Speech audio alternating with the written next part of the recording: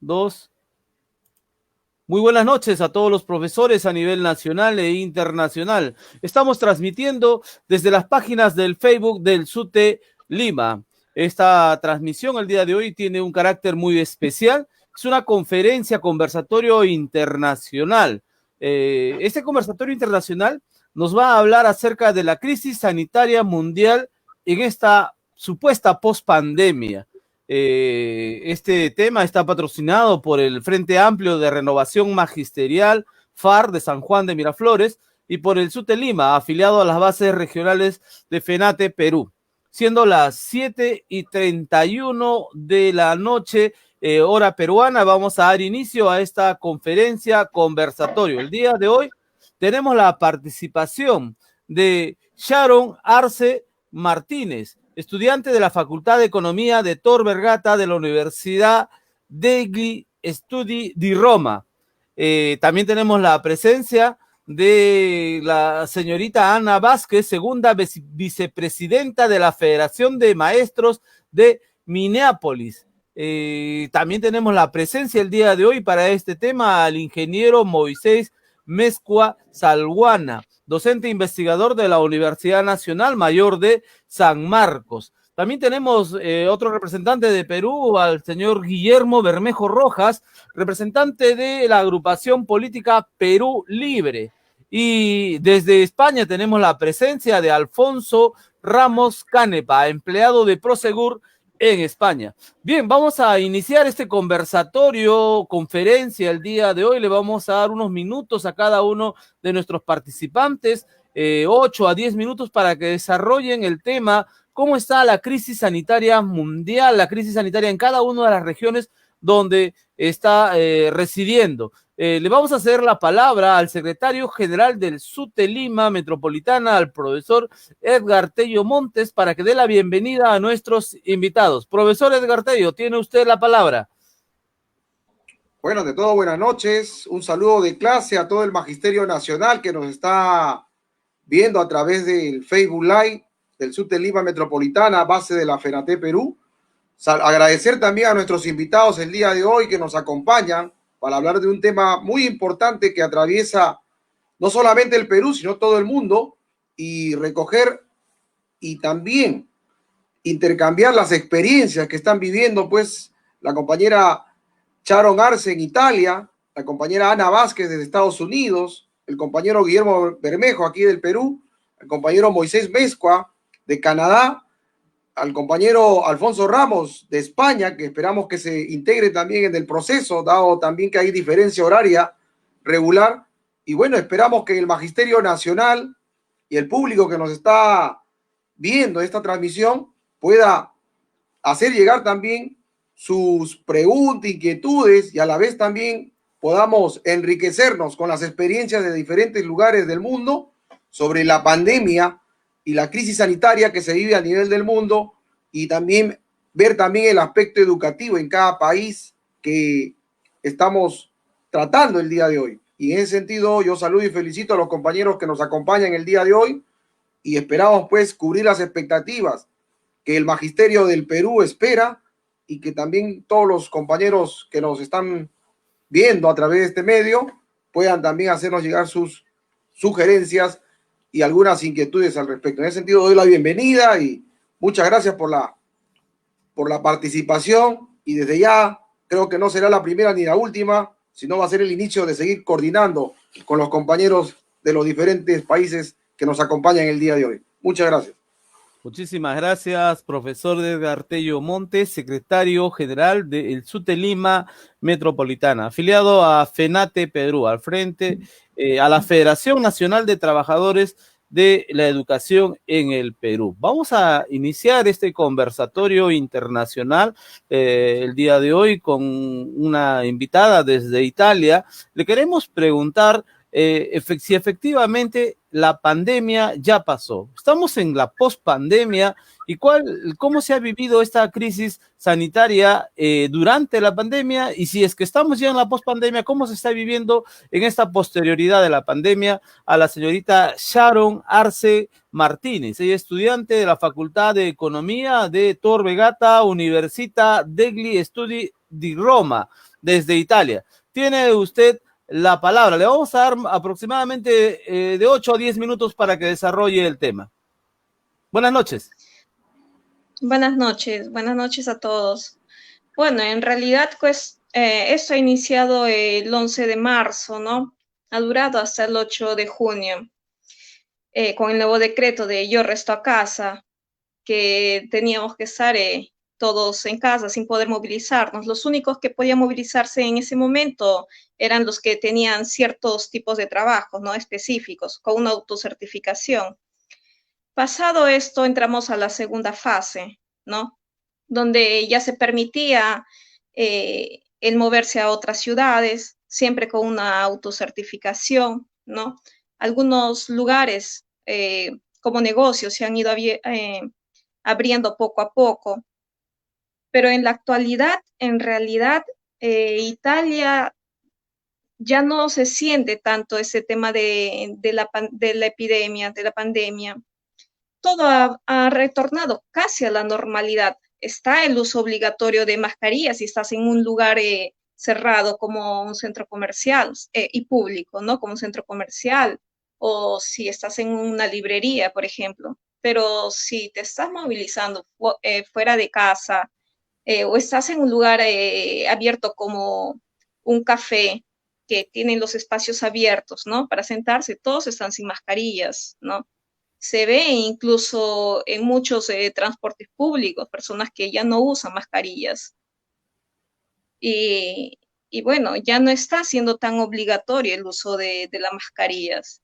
Es más, en la actualidad los colegios ya están por retomar las clases, porque acá las clases inician siempre en septiembre, ¿no? Sí, es obligatorio el uso de mascarillas para niños a partir de 6 años, ¿no? No para los que están todavía en un pregrado o en nido. Pero Italia no vive ya tanto ese tema de la epidemia, como se ha dado en un inicio, pero se han estado organizando bastante bien.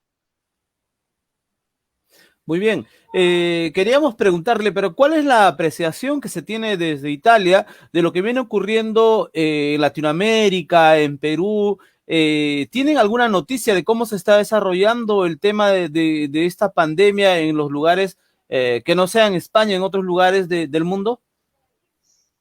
Perú es un caso muy sonado, ¿no? Aquí se escucha bastante hablar de Perú, sobre todo porque hay una comunidad peruana bastante grande, ¿no? Sí, un poco vergonzoso, aunque porque se sabe mucho del tema del sistema sanitario, ¿no? Cómo lo están manejando allá, las grandes cantidades de dinero que se están invirtiendo y en realidad no se ve gran avance, ¿no? Entonces, yo no soy peruana, pero me siento peruana porque he crecido allá. Para mí ese tema es un poco vergonzoso, ¿no? Porque desde un inicio, cuando se inició la epidemia en Perú, se habló del paciente cero. Para mí, como casi peruana, era un orgullo, ¿no? Ver cómo estaban manejando la situación allá, pero no ha pasado tanto tiempo que se ha creado el caos, ¿no? Y es increíble que en este momento, después de tanto tiempo, todavía estén en ciertas partes en cuarentena, ¿no? Como en Junín, por ejemplo, que todavía están en cuarentena. Creo que los días domingos no se pueden movilizar, están restringidos. Muy Sí, bien. Quería preguntarle, ¿a qué cree usted que en Italia haya surtido efecto esto de que la pandemia haya llegado a un pico y haya bajado y prácticamente desaparecido? ¿Es el tema de las normas de Italia, las reglas que se pusieron, fueron acatadas correctamente? ¿O qué fue lo que hizo que Italia llegue al pico y qué es lo que hizo que baje?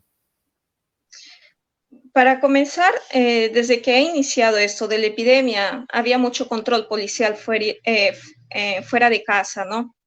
Entonces, salías, te detenía la policía, preguntabas si tenías una autocertificación, porque solo era permitido movilizarte por temas urgentes, como andar al médico o andar a hacer las compras, ¿no? Y tenías que regresar inmediatamente a casa. Pero la gente ha respetado esto y en realidad muchos hemos estado en casa, porque por familia solo podía salir un miembro si se trataba, por ejemplo, de hacer las compras, ¿no? Entonces, la gente ha tomado más conciencia de este tema. Lamentablemente, hubieron más de 35.000 muertos, pero si bien es cierto, más del 70% de estos 35.000 muertos han sido ancianos, ¿no? Porque Italia es el tercer país más viejo del mundo, ¿no? Y bueno, la gente ha tomado conciencia de la pandemia desde un inicio, ¿no? Y se ha respetado las leyes. Ok, muchísimas gracias. Vamos a continuar este conversatorio. Le vamos a dar la palabra al señor Alfonso Ramos Canepa. Él es empleado de Prosegur en España y vamos a preguntarle lo mismo, ¿no? Si es verdad ya, porque estamos en América, nosotros en el Perú, y no sabemos a ciencia cierta cómo está desarrollándose en España. Pero creo que todavía no tenemos la presencia, profesor Edgar Tello, del el señor Bermejo. Ramos Canepa. No, todavía no ha ingresado, tiene, Muy parece, bien. dificultades técnicas. Bien, entonces vamos a continuar con el ingeniero Moisés Mezcoa Salguana y le vamos a preguntar, él es docente e investigador de la Universidad Nacional Mayor de San Marcos y viendo las apreciaciones, ¿no?, que nos manifiesta la señorita Sharon Arce desde Italia. Si es verdad, estamos ya en la pospandemia. Tiene usted la palabra, por favor. Primeramente, muchas gracias por esta oportunidad. Un saludo desde Canadá, de la comunidad peruana al Perú, ¿no? Y también muy preocupados por la situación que actualmente está atravesando nuestra madre patria, ¿no?, el Perú. No sé si se puede colocar el PPT, Edgar, que le envié. ¿Está disponible? Sí, a ver, sí, A ver, por favor, sí. Quisiera hacer un poquito más, digamos, no tan al detalle, ¿no? Pero deseo mostrar algunas cifras que cada vez nos ayuda a comprender un poco más de cerca la situación, cómo se vivió, qué medidas se tomó en Canadá, ¿no? Y qué se está haciendo en este momento, ¿no? ¿Qué se piensa hacer también, ¿no? Para empezar, bueno, mientras lo ubica el archivo, un poco de estadística, ¿no? Canadá tiene una población alrededor de 38 millones de habitantes, una extensión geográfica aproximadamente Edgar, eso no es, disculpa, eso no es. Una extensión geográfica alrededor de, muy bien, gracias. ¿Se puede ampliarlo un poquito, tal vez para que lo puedan visualizar mejor? Muy bien. Bien, tiene 10 provincias y 3 territorios, ¿no? Canadá tiene, por su extensión geográfica, tal vez eso ha ayudado un poco a contener el virus, porque ya prácticamente los towns o las ciudades están bastante dispersas, ¿no? Y el crecimiento es más que todo horizontal, ¿no?, en el país. Con respecto al sistema de salud, ¿no? El sistema de salud de Canadá es pública, de acceso universal. Asimismo, el sistema de salud no colapsó durante el pico de la pandemia.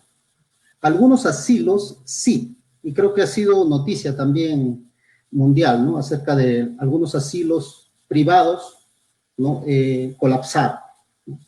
No asilos públicos, ¿no? Y las Fuerzas Armadas tomaron control para contrarrestar este problema, ¿no? Con respecto al COVID-19, las cifras que estoy mostrando es con respecto al septiembre 2, ¿no? La total de pruebas realizadas son 5 millones, más de 5 millones de pruebas realizadas.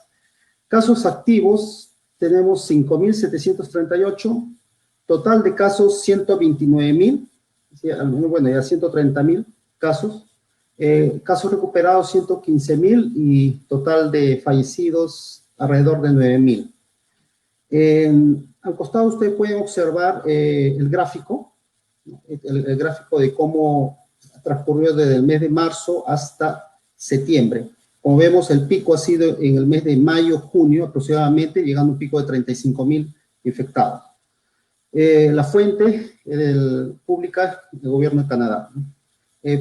La siguiente lámina, por favor. Bien, con respecto a las acciones para mitigar el impacto, ¿no? Se puede ver por dos frentes, se puede decir que se ha tratado de enfrentar a esta pandemia. Uno, por las medidas que el gobierno ha hecho, el gobierno federal y provincial, y por otro lado la ciudadanía. Con respecto al gobierno, ¿qué medidas ha tomado para contrarrestar la pandemia? Ha sido un soporte económico mensual a todos los ciudadanos por medio de varios programas, acorde a la situación económica y laboral. Me explico, es decir, si el ciudadano o el residente es estudiante, entonces se le da un apoyo bajo el programa estudiantil. Si es un desempleado o no tiene trabajo, también hay programas exclusivamente para también hay los que están digamos, informales, que es lo mínimo, ¿no? También tienen el apoyo del gobierno. Y sí, no se dejó atender a ninguno. Ese es uno de las claves en la cual ha funcionado. Digamos, no ha funcionado a la perfección, pero sí ha mitigado el impacto. El soporte económico también se ha dado a los negocios, organizaciones con un costo cero y reducción de deuda por un pronto pago. Por ejemplo, si una empresa le solicitaba un crédito de $40,000 y dentro de los 2 años puede pagar esos $40,000, solamente lo tiene que hacer un $30,000, y si $10,000 era como quien dice una condonación de deuda, ¿no? Por pronto pago, ¿no? Porque se le da hasta 5 años para poder pagar la deuda, ¿no? Entonces, medidas así, tanto al ciudadano y tanto a las empresas, eso ha ayudado de que esto mitigue la parte, digamos, económica en el gobierno, ¿no? Congelamiento de moras, intereses en préstamos y deudas, transferencia de fondos de emergencia a gobiernos provinciales para hacer frente a la pandemia. En este sentido, como en todo país del mundo, ¿no? Hay partidos, hay grupos políticos, pero aquí todos hicieron causa común. Y si se olvidaron del tema político, de las diferencias, y todos eran para trabajar. Por ejemplo, el gobierno federal es el Partido Liberal y las provincias que están en la parte oeste, es decir, Alberta, Saskatchewan, Manitoba,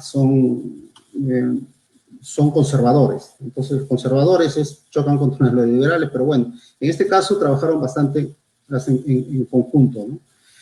Asimismo, empezaron a fabricar ya en el mes de marzo, abril, las mascarillas, ventiladores y medicamentos, ¿no? Se restringieron vuelos internacionales, se cerró la frontera con los Estados Unidos.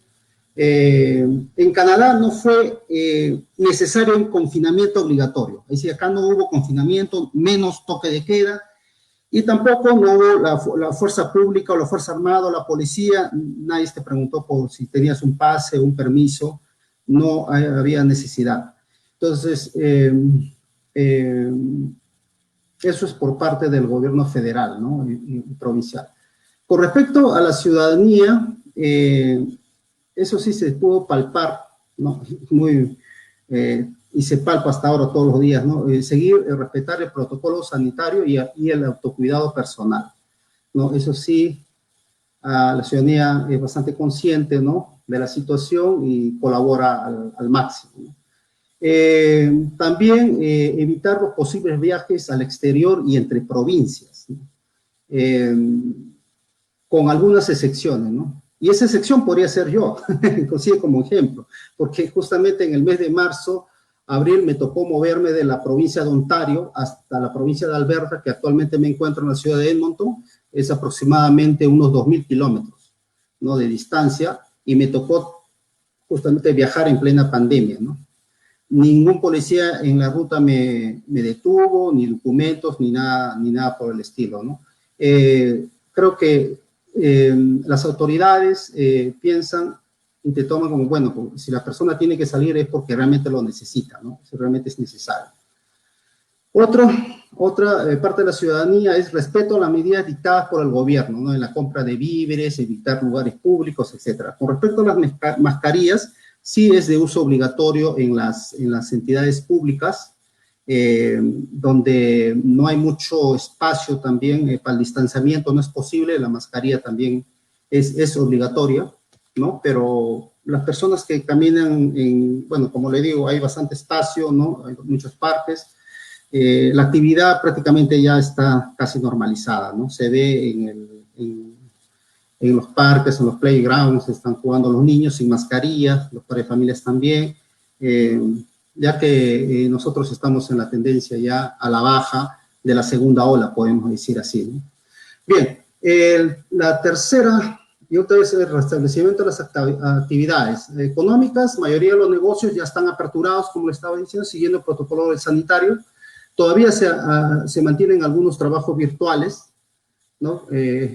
Apertura de gimnasios, actividades deportivas, no competitivas, claro, desde el mes de agosto, ¿no? Con respecto a las actividades educativas, en el mes de septiembre, es decir, este mes, hace unos días, se inició las actividades educativas. Cada provincia tiene su plan propio, es decir, cada provincia maneja sus propias leyes, digamos así, similar como los Estados Unidos, ¿no? Que tienen estados en los Estados Unidos. El 50% de la población estudiantil en los centros educativos lo hace presencial, ¿no? El resto lo hace en forma virtual y cada 2 meses intercambian, ¿no? Es una técnica, una, digamos, estrategia que están siguiendo, un poco como para que controlar el virus, ¿no? El uso de la mascarilla es posible, es obligatorio con el distanciamiento, no es más de 2 metros dentro de las instituciones educativas. Sí, eso sería todo. No sé si tienen alguna pregunta o... Muy bien, muchísimas gracias. Queríamos preguntarle, ¿cómo ven desde Canadá el proceso peruano o latinoamericano, en todo caso? ¿Cuál es la perspectiva, por lo menos desde lo que usted ha visto, que está ocurriendo en Perú? Perú todavía no entra a la pospandemia, aunque la quisiéramos llamar, seguimos en el pico, ¿no? ¿Cómo lo están viendo desde Canadá? Es muy preocupante, es preocupante y a la vez también da pena, ¿no? Por el asunto de lo que está pasando en nuestro país. Ya se ha visto algunos comentaristas en algunos medios que lo usan como ejemplo el Perú, ¿no? Es decir, como casos extremos, digamos, ¿no? Realmente, de mi punto de vista personal, ¿no? Y creo que coincido con varios connacionales aquí, el tema es, ha fallado mucho en la gestión el país, ¿no? Es decir, principalmente el gobierno, más que los ciudadanos. Es decir, es el gobierno que ha fallado en la gestión. Ese es mi comentario. Muchísimas gracias. Fueron las palabras de Moisés Mezcua. Él es investigador, ingeniero, docente e investigador de la Universidad Nacional Mayor de San Marcos, ahora en Canadá, dando sus apreciaciones acerca del proceso de la pandemia y la pospandemia en Canadá. Estamos para todos los profesores que recién nos están siguiendo a partir de ahora, son las 7:54 de la noche, transmitiendo esta conferencia, conversatorio internacional, crisis sanitaria mundial en la pospandemia, el día viernes 4 de septiembre, desde el Facebook del SUTE Lima. Vamos a continuar esta conversación. Ahora tenemos las palabras de Ana Vázquez. Ana Vázquez es la segunda vicepresidenta de la Federación de Maestros de Minneapolis. Ella nos va a contar cómo sucedió el proceso en Estados Unidos, cómo va el proceso en Estados Unidos. Ya están en pospandemia en Estados Unidos. ¿Qué es lo que está ocurriendo y cómo aprecian desde Estados Unidos la realidad peruana? Tiene usted la palabra. ¿Podría prender su micro, por favor? Buenas noches a todos los maestros y compañeros de Perú. Es un placer estar acá. Yo soy originaria de El Salvador y llevo acá 20 años en Minnesota, ya la mayoría de ellos siendo maestra. Y hablando de el COVID-19 acá en Estados Unidos está ahorita todavía en plena pandemia y esto va para largo. Porque, bueno, de los más de 26 millones de casos que hay en el mundo, Estados Unidos es el que tiene el mayor número de casos, más de 6 millones de casos. tiene un mayor número de muertes de los casos reportados, porque no todos se reportan. Y el número de muertes sigue en aumento. Y el número desproporcionado de muertes se da en las personas de color. Estamos hablando de los afroamericanos, de los indígenas, nativoamericanos, de los latinos, y eso se debe en gran parte por el sistema de salud que tiene este país, ¿no? Que crea en estas poblaciones un elevado nivel de estrés. Estas personas viven en condiciones de hacinamiento, con poco acceso a la salud, tienen condiciones de salud crónicas que no son tratadas, y también trabajan en lo que denominan trabajos esenciales. Pero en cuanto a las características del sistema de salud de Estados Unidos, que contribuya a estos números desorbitantes, es el hecho de que no es un sistema de salud que está centralizado. No hay nadie que lo regule, y siempre hay un tira y encoge, un estire que te encoge entre la derecha radical y esa derecha moderada, porque aquí realmente los dos partidos políticos es básicamente eso, en cuanto a que haya un control de gobierno o que se vea como parte, que sea el sistema como parte del mercado de libre comercio. La atención médica se da en condiciones de eso, de un sistema de mercado. Es de un alto costo y de acceso desigual. De los peores sistemas de salud, para mí, que existen en el mundo, son los individuos, el consumidor, por decirlo así, los que van a asumir el mayor costo de los seguros médicos. La gran mayoría de personas que tienen seguro médico son personas que lo tienen con compañías privadas. Y las personas de color, por lo general, carecen de seguro médico porque son de precios exorbitantes. Un sistema de salud que no se va a centrar en la atención preventiva, sino reactiva. Y el gobierno se preocupa más por subsidiar al sector privado que al sector público. Entonces, los beneficios que se han logrado en luchas anteriores, desde años anteriores, como por ejemplo la asistencia médica gratuita para los ancianos, o las pequeñas pensiones que reciben cuando se jubilan, pues han ido siendo eliminados poco a poco por cada gobierno ultraderechista y por este Partido Demócrata que cede más ante las presiones de la derecha, porque es a quien representa, y no ante las peticiones o las exigencias de sus votantes. Y también las grandes compañías de seguros médicos son los que controlan las leyes que tienen que ver con la salud a nivel del órgano legislativo y del órgano judicial. También el acceso a los servicios de atención médica de forma selectiva según la cobertura de seguro. O sea, es un sistema bastante desigual, que termina impactando a las personas, a las minorías, a las personas de color. Y en cuanto a la educación, hablando de maestros, los educadores en este país reciben salarios por debajo del costo de vida en Estados Unidos. Y aunado a eso, pues los costos exorbitantes de salud de los que hablaba. Y por esas dos razones, muchos de los maestros se ven obligados a tener más de un trabajo para poder sobrevivir y apoyar a sus familias. Y eso obviamente pues pone un peso bastante fuerte en su sistema inmune. Entonces los maestros se ven bastante afectados en ese sentido por esta situación que crea este sistema de salud. En cuanto a los estudiantes y las comunidades, las escuelas públicas son las que deberían tener una enfermera en cada escuela, pero cada año el sistema de la atención pública, el servicio público y la educación son los que más van sufriendo recortes presupuestarios. Y las enfermeras son las primeras que se recortan. Entonces, hay muchas escuelas que carecen de enfermeras, Y si están en una escuela charter, pues hay mucho menos probabilidad de que haya una enfermera en esa escuela. ¿Okay?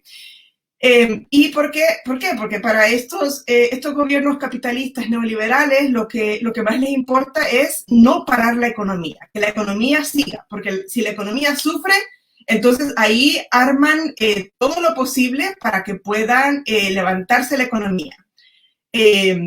Tanto es así que los gobiernos locales y los gobiernos nacionales están haciendo todo lo posible para que las escuelas abran y que se inicien las clases presenciales. ¿Por qué? Para que así los padres de familia puedan regresar a sus trabajos. Y esto es a pesar del hecho de que no han tomado las medidas, no han creado las condiciones necesarias para controlar el virus, en lo absoluto. O sea, es un caos total. Cada estado hace lo que le viene en gana y no establece las medidas que se deben seguir, que tienen éxito en otros países, no se implementan acá. Así de sencillo. Y a nosotros, por suerte, mi sindicato ha luchado bastante para que tengamos clases a distancia, aprendizaje a distancia. Entonces, tenemos la dicha de eso, de que tenemos un sindicato bastante fuerte, bastante sólido, pero hay muchísimos estados, en muchísimos distritos escolares en Estados Unidos que no tienen esos sindicatos fuertes y que se ven o que son gobernados por gobernadores ultraderechistas, que nuevamente les interesa la economía y no las personas. Entonces, no quieren hacerlo, que no quieren implementar las reglas que estaba diciendo que ayudan a controlar el virus, como en países como en China, como en Vietnam, a pesar de saber muy bien que pues salvaría vidas y no lo quieren hacer obviamente porque les costaría dinero y los ricos no lo quieren pagar. Les importan sus ganancias a corto plazo y si los maestros y los estudiantes se exponen al virus, pues no importa, porque al final, y obviamente sabemos cómo funciona esto, ¿verdad? Si los maestros y los estudiantes se exponen al virus, pues pueden impactar también y pueden aumentar las probabilidades de muerte de sus familias, de ellos mismos y de las personas que tienen mayor sensibilidad al virus. Así que los maestros pues tenemos un papel bastante clave en la lucha por bienestar de la salud y de las vidas de los estudiantes y de las familias en las comunidades. En Nueva York y en Chicago los sindicatos de maestros tuvieron que amenazar con una huelga para poder frenar los planes de gobierno de obligarles a regresar a tener clases presenciales, a pesar de la pandemia, que como dije, no se le ve sentido de que vaya a parar. Y por eso, pero a pesar de, y estamos en un momento entonces en que la educación y la pedagogía se están viendo bastante se están viendo afectados por toda la crisis, además de todas las situaciones sociales que estamos viviendo, ¿verdad? El asesinato tajante de los afroamericanos que está ocurriendo, que ocurrió acá en mi ciudad, en Minneapolis. Entonces, esta situación que estamos viviendo ahorita puede llevarnos, nos puede llevar a dos lados. Por un lado, puede agilizar la privatización, tanto de la salud como de la educación, pero también podría o generar una pedagogía menos humana que sigue el modelo corporativo, o podría crear también las condiciones, o que se están creando las condiciones para que haya una educación más humana, la creación de un sistema de salud más humano. Pero obviamente esa es una lucha que está en todos a todo nivel, en las bases sociales, ¿verdad? Para poder lograr llegar a ese nivel. Muchísimas gracias. Queríamos preguntarle qué noticias tiene de su país de origen y de alguna parte de Latinoamérica, cómo lo ven desde Estados Unidos la pandemia en el resto de América. Bueno, en El Salvador, como lamentablemente estamos dirigidos y gobernados por un presidente neoliberal que tiene carita de oveja, pero en realidad es un lobo, no está siguiendo lo mismo, ¿verdad? Está siguiendo las medidas que van a beneficiar a la pequeña burguesía y no a los intereses de la población. Entonces, los casos en El Salvador también siguen, todavía están presentes en la población. Y acá en Estados Unidos, lamentablemente, tenemos un sistema mediático que no enfoca, que no realza la situación económica, la situación de salud, de lo que está pasando en COVID en otros países, a menos que tenga que ver con algo que afecte sus intereses. Por ejemplo, el hecho de que ahora ya la gente ya no puede viajar al Perú para ir a ver Machu Picchu o lo que sea. Entonces, todo tiene que ver en base a el riesgo que significa para sus ciudadanos y no necesariamente desde el punto de vista humanitario de preocuparse por la situación que está pasando en otros países. Porque para empezar, pues ni siquiera teniendo los recursos económicos, ni siquiera se preocupa por las personas que tiene acá dentro del país, mucho menos se preocupa por lo que está pasando en otros países. Sí. Muchísimas gracias. Vamos a continuar esta ponencia, es el día de hoy, este conversatorio acerca de la pandemia y la pospandemia. ¿Qué es lo que está ocurriendo en diversos lugares del mundo? Ahora vamos a hablar un poco de lo que está ocurriendo en Perú. Bueno, ya hemos escuchado cómo lo están viendo desde Italia, desde Canadá, desde otros lugares del mundo a nuestra patria del Perú. Ahora tenemos un invitado muy especial. Él es el señor Guillermo Bermejo Rojas de la agrupación Perú Libre. Quería preguntarle, ¿no?, desde su agrupación política, desde su perspectiva, ¿cómo ve la situación de Perú? ¿Estamos entrando a la pospandemia o mantenemos todavía este problema grave, severo en nuestra patria? Gracias, tiene usted la palabra. Bueno, en primer lugar, agradecerle al SUTE Lima, al profesor Edgar Tello por la invitación, un fuerte abrazo de clase combativo para todos los maestros de la patria que están agrupados a través de la dirección de ustedes. Siempre es un placer poder compartir con compañeros de todo el mundo realmente, porque hay compañeros que están en Canadá, en Estados Unidos, en Italia, en España, seguro se integren en unos minutos. Bueno, con la cifra del Perú es realmente imposible hablar de pospandemia, ¿no? Oficialmente tenemos más de 620.000 infectados y tenemos oficialmente 30.000 fallecidos, pero realmente el Perú tiene más de 70.000 fallecidos, ¿no? El Sistema Nacional de Defunciones habla clarísimo acerca de la gran brecha que existe entre lo oficial y lo real. Lo real es que tenemos 70.000 muertos. Ya con la cifra oficial de 30.000, somos el país que más letalidad tiene en proporción a la cantidad de habitantes en el mundo. Y esto se debe a varios factores, ¿no? En primer lugar, se subestimó el problema del virus. Yo recuerdo cuando iniciamos a hacer transmisiones con un grupo de compañeros por allá, por finales de febrero, nosotros hablábamos de la letalidad de este COVID-19, porque el mundo no es pues el del siglo XV, ¿no? No es que China queda por allá o Italia queda por más allá. En un mundo donde cada vez se comercia más y en un país como el nuestro, ¿no? Que tiene o tenía mucho turismo, ¿no? Tenía el turismo como un pilar fundamental donde millones de personas venían todo el año. Era matemática simple entender que el virus se nos iba a colar por algún lado. Por algún lado iba a venir. El gobierno prefirió, como la mayoría de los gobiernos, incluidos países más desarrollados que el Perú económicamente, decidir entre la vida y los negocios. Y se decidió, como buen gobierno neoliberal, por los negocios.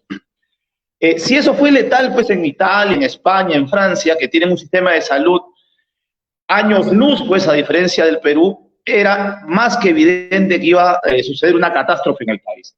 En el Perú, el sistema de salud está colapsado hace años. El Perú es el típico país donde tú vas a sacar una cita en el sistema público de salud y te lo dan de aquí a 3 meses, 6 meses, un año. Y no es broma, es una cosa que era cotidiana. El gobierno tomó decisiones terribles, ¿no? Suspender temporalmente las costas médicas, por ejemplo. Es decir, en vez de salir a batallar contra el virus, decidieron 2 cosas: que la gente se quedara en su casa, cosa que no es real, cosa que no se puede hacer, cosa que suena bonita, cosa que suena muy disciplinada, pero hoy expertos de distintas esferas, de distintos lugares del mundo, que están analizando el tema Perú, comprenden que una cosa es decir y otra cosa es hacer.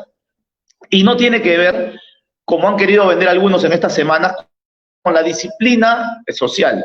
Tú no puedes tener disciplina social en un país donde el 74% de los habitantes tienen que buscarse día a día su sustento de vida. Es imposible, ¿no? El Perú no cuenta con ciudades industriales, con complejos metalúrgicos, con desarrollo agrario para decirle a la gente, bueno, que se vaya a descansar tranquila porque la empresa, sea privada o sea estatal, se va a hacer cargo del sueldo o por lo menos de la manutención mínima para que el trabajador se quede en su casa. Acá tienes a 7, por lo menos a 7 de cada 10 peruanos, que si no cruza la puerta de su casa a buscarse la comida, ese día no comen. Y entonces, sonaba muy bien lo que decía el presidente, pero poco a poco, ¿no?, han ido en los hechos logrando que esa cuarentena rígida no dé ningún tipo de funcionamiento. Y ahí están los números.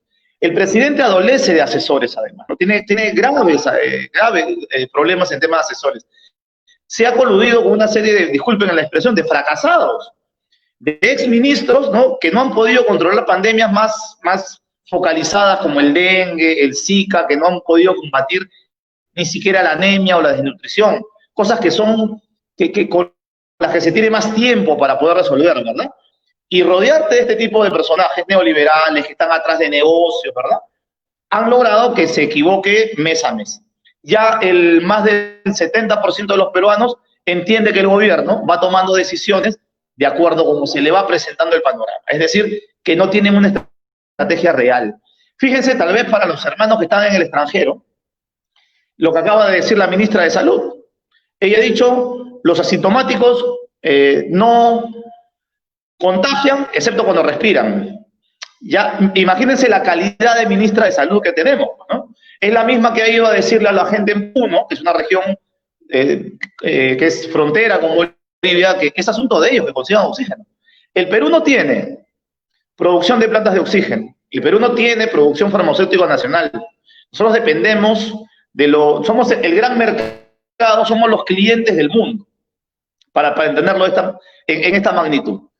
Las farmacéuticas y las clínicas han demostrado ya no solamente que los negocios están por encima de la vida, sino que tienen una falta de empatía, ¿no? Yo sé que los maestros me entienden, falta de empatía. Tienen incapacidad de sentir el dolor del otro, ¿no? Parece que estuvieran hechos de teflón. En el Perú se ha dado que los medicamentos normales para una gripe se disparen 20, 30, 40 veces su precio. Que una clínica te pueda cobrar 10.000 soles, que son como $3.000 por día, de tener un paciente en la clínica. En un país donde el sueldo mínimo no llega a $300, imaginarte pagar $3.000 por un día es inalcanzable, ¿no? Inalcanzable. Y obviamente se ha visto afectado en grandes regiones del país. Es ya casi como ir jugándose la ruleta, saber ahora a qué región le toca, porque comenzamos por Lambayeque, pasamos a Loreto, Lima no termina, ¿no? Lo de Lima es realmente ya peligroso, es muy peligroso. Arequipa, Junín, como se ha mencionado, Puno, y así, cada semana nos sorprende una nueva región que está colapsando. Para que se hagan una idea, el Perú tiene una ausencia real de 16.000 médicos. Es decir, para tener más o menos una atención médica medianamente buena, necesitaríamos 16.000 médicos, que no tenemos. Pero además, casi la mitad de los trabajadores de salud se declararon en el grupo de vulnerable para no atender a la gente durante la pandemia. Y eso tenía que ver con que la lógica en el Perú todavía sigue siendo absolutamente neoliberal. Muchos de estos médicos, mucho del personal médico se salió del público para irse a trabajar al privado, dejando aún en situación mayor de abandono el tema de los hospitales. Entonces, pues, yo les decía, cerraron los centros de salud, ¿no? ¿Qué han hecho países con experiencias como Venezuela, a la que tanto se critica, ¿no? Ellos, al contrario, han multiplicado los centros de salud, ¿no? Hacen que la gente no se vaya a amontonar a un hospital. Ir a un hospital en el Perú hoy es realmente tenebroso, ¿no? Porque las entradas y salidas, tú no sabes con quién te estás chocando ahí, ponen simplemente unas carpas en los lugares de estacionamiento y te cruzas con los enfermos de COVID. Pero miren, cosas mucho peores, ¿no? Este gobierno tiene más de mil denuncias por actos de corrupción durante la pandemia, ¿no? ¿En qué consisten esos actos de corrupción? Por ejemplo, mascarillas, gel, alcohol, equipos de protección, camas UCI, para mencionar algunas nada más, ¿verdad? Que no solamente se han comprado sobrevalorados, no solamente es que se ha pagado más de lo que cuestan, sino que no sirven. Han comprado mascarillas que no sirven, alcohol que no sirve, gel que no sirve, equipos de protección que no sirve, camas UCI que no sirven. Además, en el primer momento, cuando todavía teníamos ganas de aconsejar al gobierno sobre qué cosas se podía hacer y no se podía hacer, le recomendamos que en ese momento se compraran las pruebas de descarte y van entendiendo con esto por qué los resultados han sido atroces en el Perú. Al gobierno chino, que en ese momento era el único que producía pruebas de descarte reales. El MINSA respondió diciendo, no, nosotros tenemos nuestros proveedores y les vamos a comprar a nuestros proveedores. Es decir, se zurraron en la ciencia, pues, ¿no? Porque si hay uno solo que vende lo que es correcto, pues tienes que comprarle a ese, no al mercado. Entonces decidieron comprarle a una empresa que nos dio 1,5 millones de pruebas anti-COVID que no servían. Entonces mucha gente se hizo la prueba COVID, le salió negativo y era positivo. Y se fueron para su casa a seguir infectando a la gente. Otros problemas más graves en el Perú, por ejemplo, ¿cómo le vamos a pedir a la gente que se quede en casa, que se aísle si está con COVID, cuando tú tienes la ciudad más hacinada de América Latina, que es Lima, ¿no? En un 5x5, tú ahí tienes la cama, el comedor, el baño, y ahí duermen los 5 o 6 integrantes de una familia. ¿Cómo le vas a pedir a la gente que se lave las manos cada 2 horas o cada vez que pueda cuando tienes 8 millones de peruanos que no tienen acceso al agua potable? Explíquenme, ¿cómo se logra eso? Y ahora estamos en la etapa tal vez más canalla de todas, ¿no? Tal vez la verdad, no, ya Vizcarra nos sorprende para mal, que ya llega un momento en que ya no esperamos nada, ¿no? Yo personalmente ya de este gobierno no espero nada. Han decidido hacer convenios con 6 empresas farmacéuticas para conseguir la vacuna, y las 6 no tienen pasado, tienen prontuario, ¿no? Desde que no cumplen estándares para hacer las vacunas, están sancionadas, desde empresas como Johnson & Johnson o AstraZeneca o Pfizer, que han sido multadas multimillonariamente por vender fármacos que no eran, por ejemplo, para males como Alzheimer, para dolor agudo, que han generado adicción, ¿no? Los fármacos de Johnson & Johnson, por ejemplo, que han matado a más de 6.000 personas en Estados Unidos y han generado cientos de miles de gente que ha terminado con adicción a derivados del opio. Imagínense. Bueno, con esas empresas se está comenzando a trabajar desde el día de hoy, que comienzan a experimentar como si fuéramos conejillos de India, y se ha mirado, es mejor dicho, no se ha querido ni siquiera mirar la vacuna rusa, ¿no? Podemos tener 1000 posiciones al respecto, pero ya hoy la revista Lancet de Inglaterra, que era una muy crítica de los rusos, ha reconocido que esa vacuna es eficiente, es real, está al alcance de la gente, pero el problema vuelve a ser el tema de los negocios y de la corrupción, obviamente, ¿no?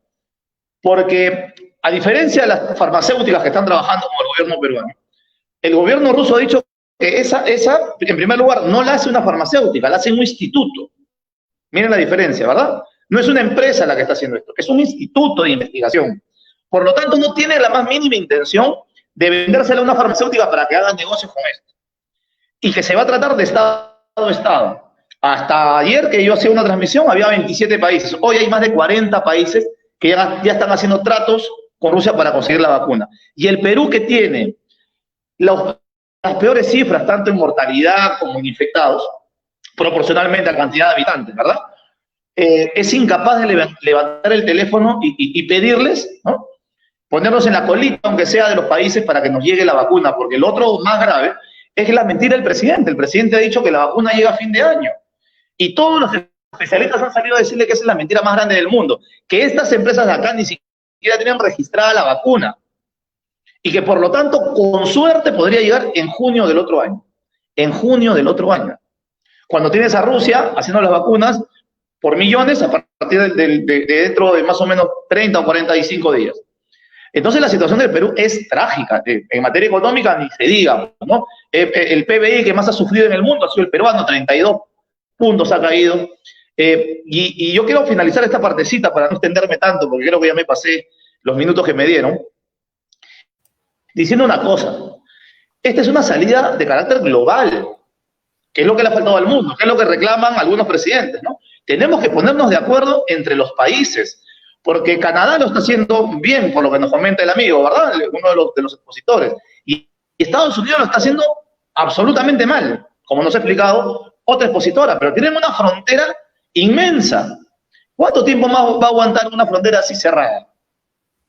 ¿Cuándo se podría volver a abrir si Estados Unidos no controla el coronavirus en su zona? ¿Cuándo el Perú podría reactivar su economía en función al turismo con estas cifras? ¿Qué inversionista, ¿no?, poniéndose en los cánones de los neoliberales, va a querer invertir en un país que tiene 70.000 muertos y se va para el millón de contagiados a fin de año? Pues nadie. La economía no se va a reactivar. En el Perú se ha utilizado el tema de la reactivación económica para asaltar el erario público y meterse al bolsillo 60.000 millones de soles de todos los peruanos para entregársela a los bancos. A los bancos, y somos incapaces de hacer lo que nos han dicho algunos de los amigos que han expuesto el día de hoy, asegurarle lo mínimo elemental a todos para poder sobrevivir durante la pandemia. Lo mínimo, porque tú le puedes exigir a la gente, no salgas de tu casa, pero si tienes la olla llena. Pero si no tienes la olla llena, tienes que salir a buscártela porque la gente en tu casa no va a aguantar el hambre. Cosas tan elementales como esas, el Perú ni siquiera las ha entendido, ¿no? Nos hemos quedado en la frase bonita, el gobierno gasta millones y millones, y seguro van a aparecer por aquí ahorita en los comentarios, no se la pierdan porque nos andan siguiendo por todos lados, ¿verdad? Los troles a decirnos que somos fujiapristas o cosas como esas para tratar de legitimar nuestro discurso. Pero las cifras están ahí, ¿no? Y en vez de estar gastando en lo que nosotros necesitamos, por ejemplo en los fármacos, yo sé, a Italia han llegado brigadas cubanas, a varios lugares de Europa, se han utilizado fármacos cubanos y rusos que no te curan, pero te ayudan a salir del problema. El Perú se ha negado a eso. Y se está negando también a la única posibilidad de vacuna. Entonces, es muy difícil la situación del Perú. Yo no tengo optimismo al respecto. Honestamente, voy a sonar al malo de la reunión. Yo desde el principio, allá por febrero, le sostenía a mi esposa y a mis compañeros, le decía, esto va a ser una tragedia nacional, porque conozco el sistema de salud de mi país, pero sobre todo porque conozco a la calaña de gente que nos gobierna, que son unos delincuentes con terno, que se agarran de los medios de comunicación para vendernos ilusiones sobre posibles salidas, pero la realidad los va sobrepasando y las víctimas siempre las pone el pueblo. Entonces, yo he planteado que hagamos un esfuerzo realmente enorme entre los sindicatos, por ejemplo, como el SUTEP, como las organizaciones de trabajadores, como los partidos políticos de izquierda, que qué bueno escuchar que en Canadá, ¿no?, al menos por la pandemia se ponen de acuerdo en cosas elementales, pues, para darle sustento a la gente. Y miren la diferencia entre nuestro país y del país que estamos hablando, ¿verdad? Para darle lo mínimo elemental a la gente para que se pueda quedar en casa. Lo del Perú es agobiante, tenemos muchos focos infecciosos, el transporte público es uno de ellos. Es increíble que tú le digas a la gente que quédate en tu casa, pero cuando le toca salir tenga que subirse a un transporte público que es un foco infeccioso en ruedas, ¿no? Entonces, yo creo que es muy tenebroso el panorama. Creo que tenemos que hacer un esfuerzo entre todas las organizaciones sociales para exigirle al gobierno lo mínimo, ¿no? Para que la gente se pueda quedar en casa y que se entienda que en materia de vacunas y fármacos no podemos depender del mercado, porque el mercado nos ha demostrado ser absolutamente inhumano estos 6 meses, y que tenemos que hacer alianzas estratégicas con los países que nos puedan ayudar a resolver esto, que es bastante evidente que el Ejecutivo no tiene capacidad. Muchas gracias. Muchísimas gracias. Fue el señor Guillermo Bermejo Rojas, el representante de la agrupación política Perú Libre. Vamos a continuar con esta transmisión en vivo y en directo a través de las páginas del Facebook del SUTE Lima. Este conversatorio internacional denominado Crisis Sanitaria Mundial en la pospandemia. Ya estamos viendo ya que efectivamente parece que algunos países sí están entrando a la pospandemia, por A o B razones que nuestros invitados nos han explicado. Vamos a continuar el desarrollo de esta transmisión por encargo del SUTE Lima y el Frente Amplio de Renovación Magisterial. Son las 8:26 de la noche. Le queremos ceder la palabra a la señorita Sharon Arce, para que nos siga contando y de repente tiene algo más que decirnos con respecto a este tema de la pandemia. Ha escuchado la narración casi, pues, podría decirse caótica, tétrica, que ha vivido, que sigue viviendo el Perú, ¿no? Con las palabras de el señor Guillermo Bermejo, que ha pintado pues un panorama básicamente desolador de nuestra patria, ¿no? Así de verdad se está viviendo en el Perú esta pandemia, esta crisis. ¿Qué nos tiene que decir, señorita Sharon Arce? Bueno, realmente lamentable, ¿no? Pero es cierto lo que dice la mayoría de los peruanos. Para comenzar, creo el 70% son informales, ¿no? Si no tienen un trabajo estable, son personas independientes. Si no salen a trabajar, han estado en cuarentena por tanto tiempo, obviamente, ¿quién les da de comer, no? Tienen hijos, tienen familias, ¿no? Se han visto obligados a salir. Aquí el gobierno ha dado ayuda, ¿no? Ha dado ayuda a los trabajadores para que se queden en casa. El sistema sanitario acá, por el tema de la pandemia, ha sido todo absolutamente gratuito. Incluso para muchas enfermedades es gratuito, ¿no? Si no tienes dinero, igual tienes derecho a la salud. Las emergencias acá no se pagan, así sean operaciones, ¿no? Y las medicinas no se pagan. Para evitar el tema del contagio, por ejemplo, si te sentías mal, no era necesario ir al hospital si pensabas que podrías tener el coronavirus. Habían unas líneas que habían habilitado, líneas telefónicas que se había habilitado, y venían los médicos a tu casa a hacerte la prueba. Efectivamente, si era una situación crítica, venía la ambulancia y te portaba al hospital, pero si no era una situación crítica, hacías la cura en tu casa con las medicinas que te da el Estado. No existe aquí la alza de precios en las medicinas, los precios siempre han estado los mismos, cualquier tipo de medicina, ¿no? Pero repito, del tema de coronavirus, toda la enfermedad ha sido absolutamente gratuita, ¿no? Hemos tenido mucha ayuda del Estado. Y es lamentable otra cosa que he visto mucho aquí en la comunidad de peruanos, ¿no? Porque yo estoy siempre en contacto con ellos a través de Facebook, y son tantos. Todos los que han estado acá en Italia, casi todos los peruanos han recibido el bonus, que no lo podían cobrar. Y los familiares de ellos que estaban en Perú, casi nadie ha recibido el bonus. O sea, me parece una cosa absurda, ¿no? Si se sabe que ellos están fuera, porque está el control migratorio, ¿no? Todo está registrado, saben que está fuera de Perú. ¿Por qué los que están aquí han recibido el bonus? ¿Y por qué los que están en Perú no recibieron? Las personas que realmente necesitaban, digo, ¿no? ¿Por qué muchos de ellos no recibieron el bonus? Obvio que tenían que salir a tratar de conseguir el pan para llevar a casa, ¿no? Y lamentablemente así ha continuado el tema del contagio, ¿no? Pero es una pena que se ha lucrado tanto con este problema, ¿no? con la alza de precios. He visto un reportaje que ni siquiera había acceso a los hospitales, habían armado carpas afuera de un hospital, habían carros que tenían a los familiares enfermos afuera del hospital y afuera un balón de oxígeno. O sea, una cosa realmente lamentable, ¿no?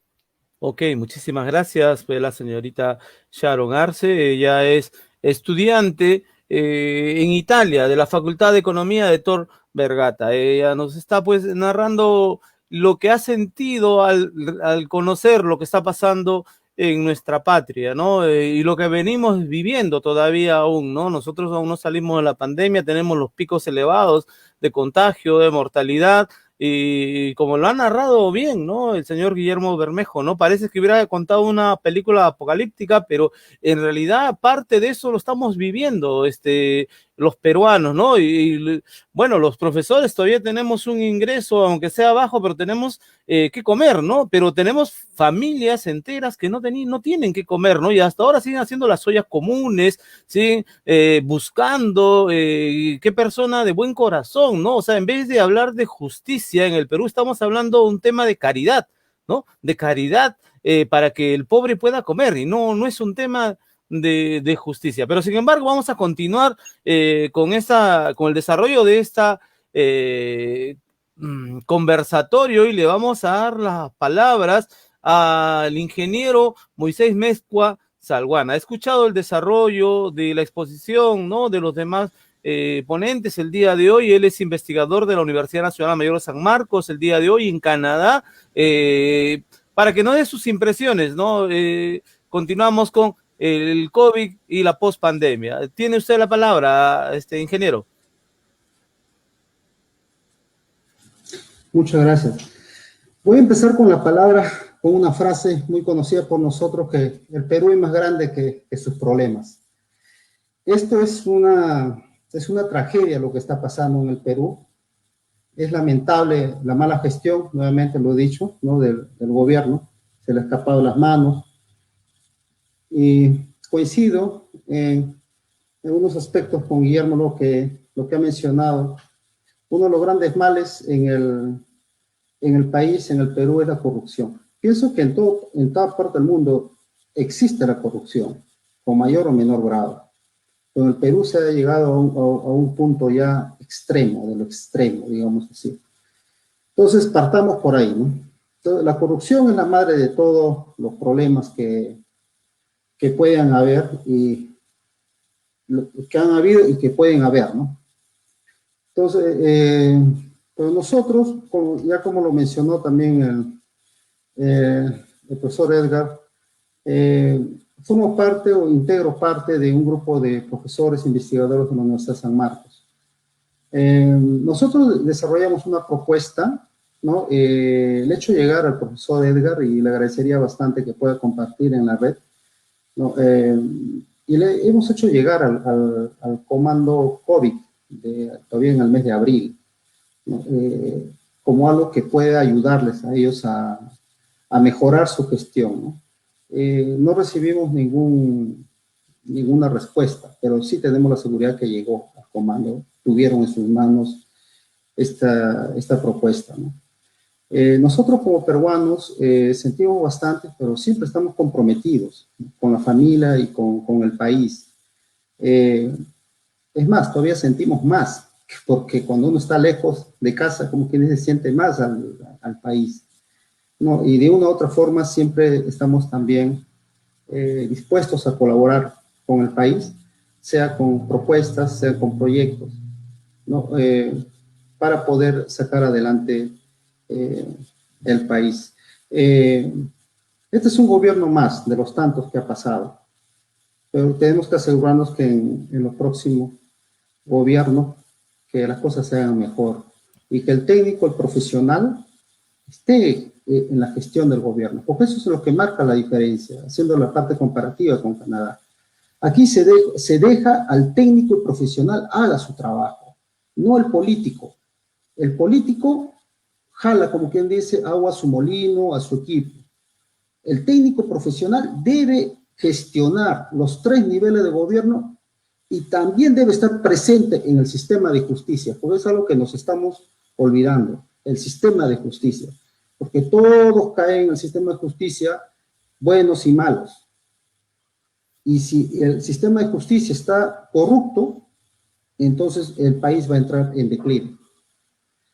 Un punto más, y con esto quiero culminar, estamos a puertas del bicentenario del país, del Perú, pero siempre hemos vivido una dependencia, tenemos más de 200 años.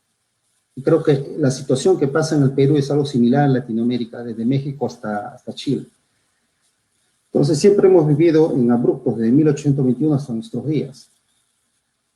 Para obtener una independencia o el Perú sea menos dependiente, si cabe el término, debemos desarrollar nuestra propia tecnología.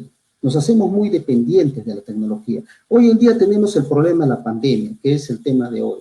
El problema de la pandemia, que nosotros no podemos investigar más allá, porque no tenemos los recursos, no tenemos los equipos y la infraestructura.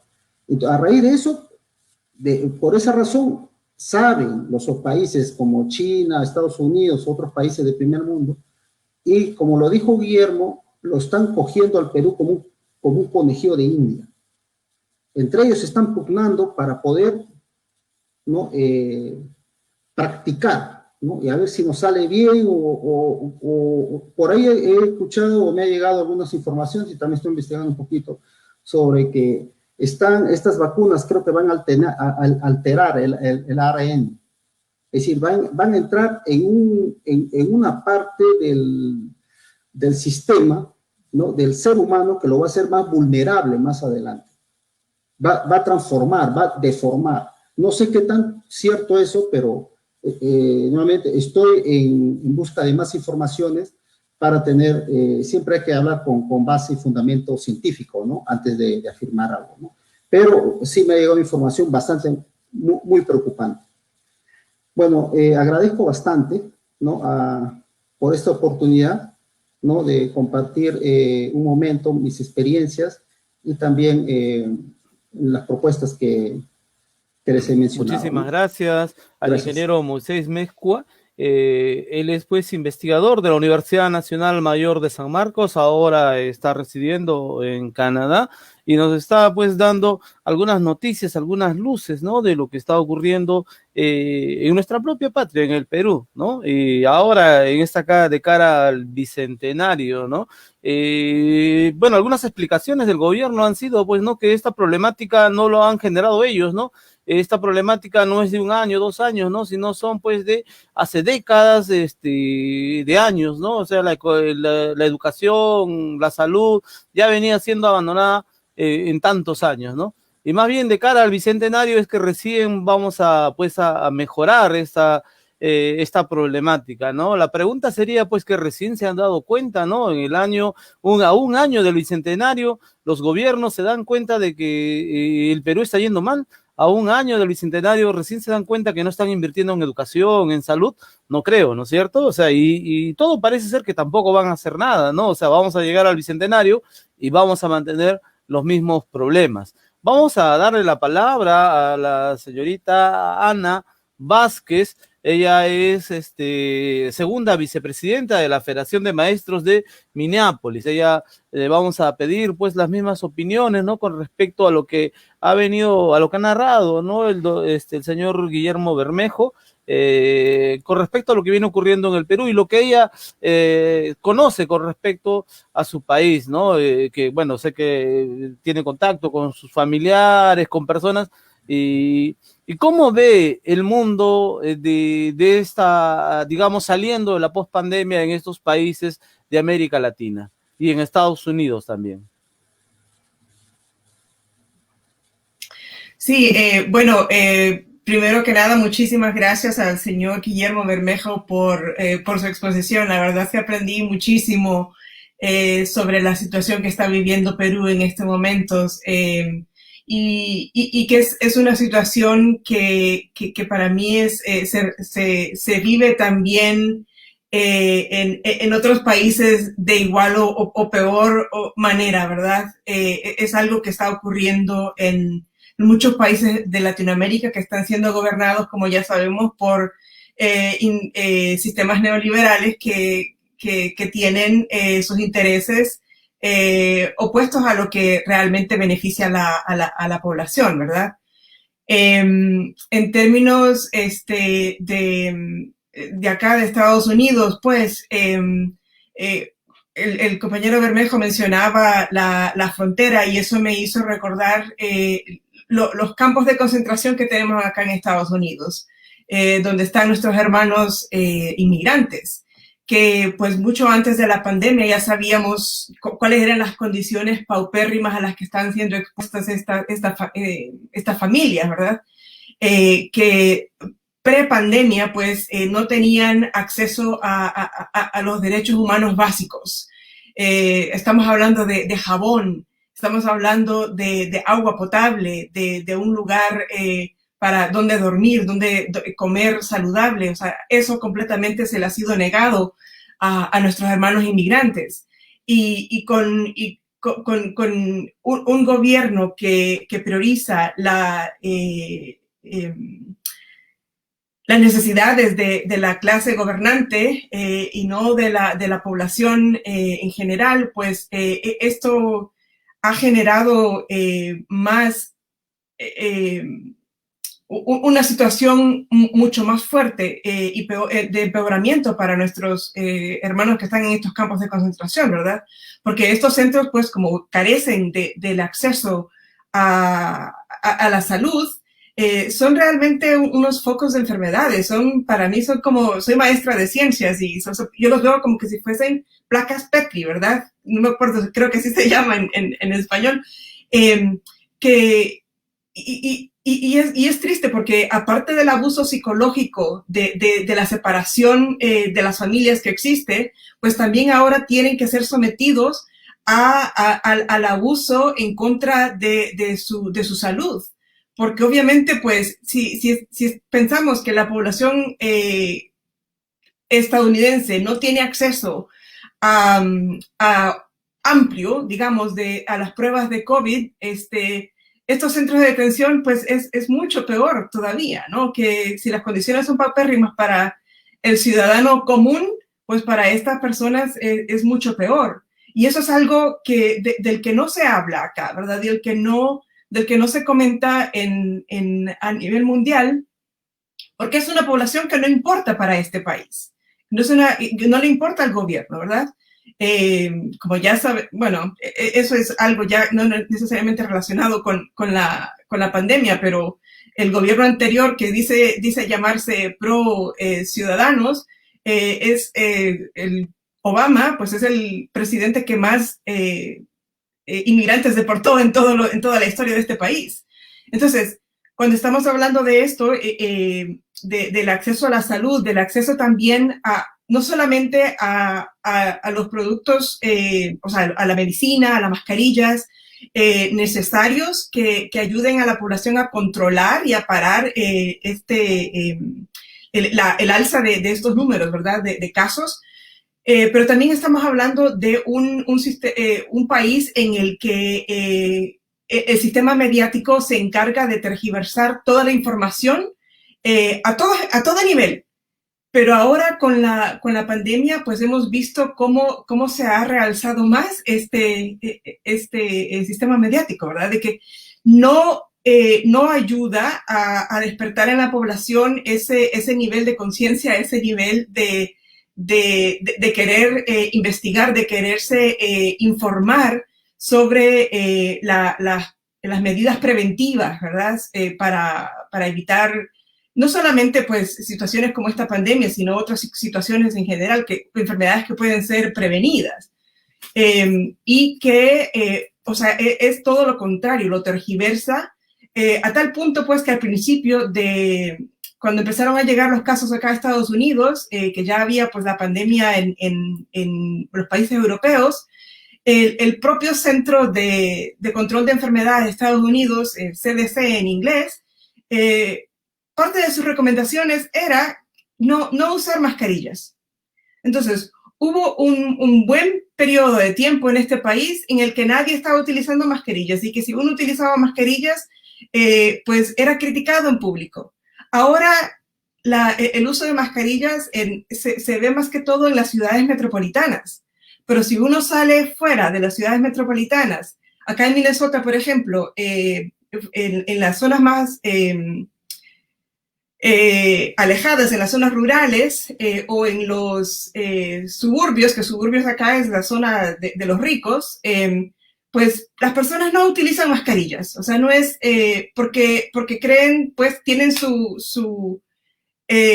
las expresiones que uno escucha allá es que su Dios los va a proteger, que su Dios los va a resguardar de contraer el virus.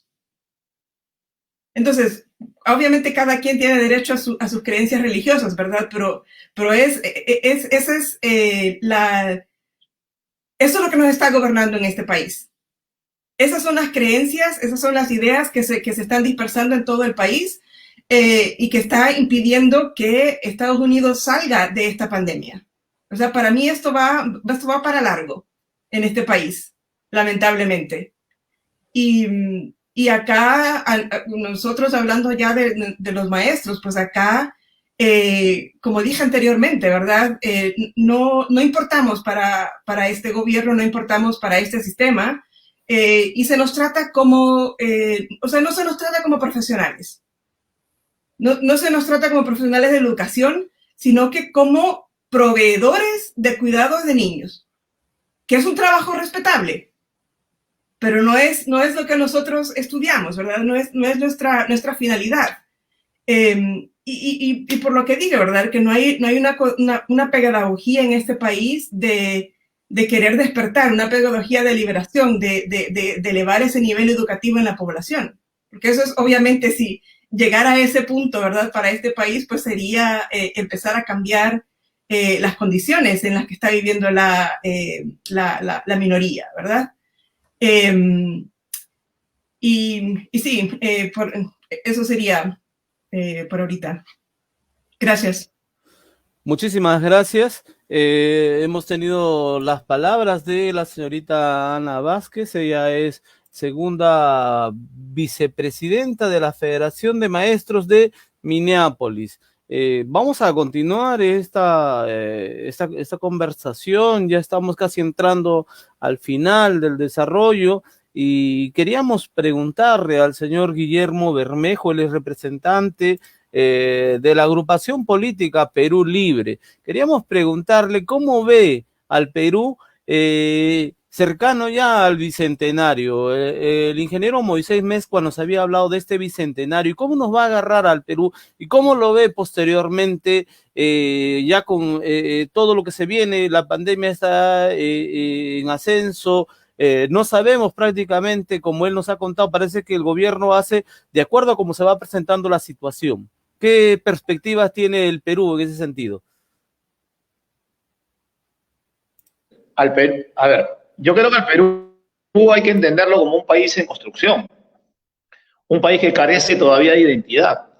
Tal vez por eso al presidente le resulta tan fácil enfrentar pueblo contra pueblo. Él, para evitarse cualquier tipo de responsabilidad, dice abiertamente que la culpa es de la gente, y no son todos obviamente, pero un sector importante de la población se hace eco de ese llamado, que tiene pues connotaciones clasistas, que tiene connotaciones racistas, que tiene connotaciones discriminadoras, porque cuando los irresponsables son los de abajo, toda la condena, ¿no? Cuando los irresponsables son los de arriba, hasta suena divertido para los medios de comunicación, en cuanto a la disciplina social que se reclama en medio de la pandemia.